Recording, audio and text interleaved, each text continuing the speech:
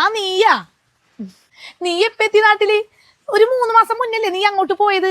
കുട്ടികളും ഹസ്ബൻഡൊക്കെ വന്നിട്ടുണ്ടാ? ഇല്ലേച്ചി, അവരൊക്കെ ദുബായി തന്നെ, ഞാൻ മാത്രമേ ഉള്ളൂ. പിന്നെ അമ്മക്ക് പെട്ടെന്ന് സുഖമില്ലാണ്ടായി, ഇപ്പൊ ഐസിയുല. അതുകൊണ്ട് എനിക്ക് പെട്ടെന്ന് വരേണ്ടി വന്നത്. പിന്നെ അമ്മയുടെ അസുഖത്തിന് വേണ്ടിയിട്ടേ നല്ല പൈസ ചെലവുണ്ട്. അപ്പൊ പെരുമ്പാവൂര് കിടക്കണ ഞങ്ങളുടെ ഒരു പറമ്പിന്നേ 5 സെന്റ് വിൽക്കണം. ഇനി അതൊക്കെ കഴിഞ്ഞിട്ടേ ഞാൻ പോവുള്ളൂ. അല്ല മോളെ, നീ ദുബായിലൊക്കെ ആയിട്ട് ഒരു ഹെൽത്ത് ഇൻഷുറൻസ് പോളിസി ഒന്നും എടുത്തു വെച്ചിട്ടില്ലേ? എന്റെ മോനെ എനിക്കും ഭർത്താവിനൊക്കെ എടുത്തു വെച്ചിട്ടുണ്ടല്ലോ. അത് ഞാനിപ്പോ ദുബായിലേക്ക് ചെന്നിട്ട് 2-3 വർഷമല്ലേ ആയിട്ടുള്ളൂ. പിന്നെ ഇപ്പൊ ചെന്നപ്പോ തന്നെ കുട്ടികളെ ചേർക്കലും അല്ലാത്ത കുറെ ചെലവൊക്കെ ആയിപ്പോയി. അതിന്റെ ഇടയ്ക്ക് ഇൻഷുറൻസും കൂടി എന്ന് പറഞ്ഞാൽ നല്ല ടൈറ്റ് ആയി പോയി ചേച്ചി. എടി മോളെ, നമുക്ക് മാസം 800-1000 രൂപ മുതലുള്ള പ്ലാനുകൾ ഉണ്ട്.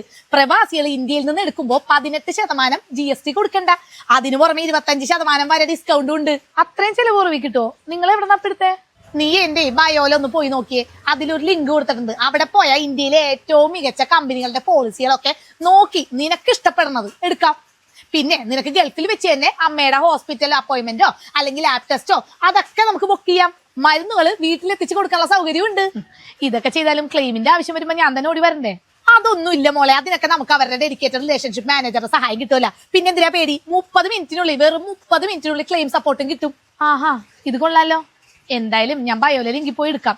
ഇല്ലെങ്കിൽ ഓരോ പറമ്പായിട്ട് വിൽക്കേണ്ട വരും. എന്നാ പോട്ടെ മോളെ, വിളക്കത്തിക്കാൻ നേരെ. അത് കഴിഞ്ഞിട്ട് അവനെ വിളിക്കണം. പോട്ടെ.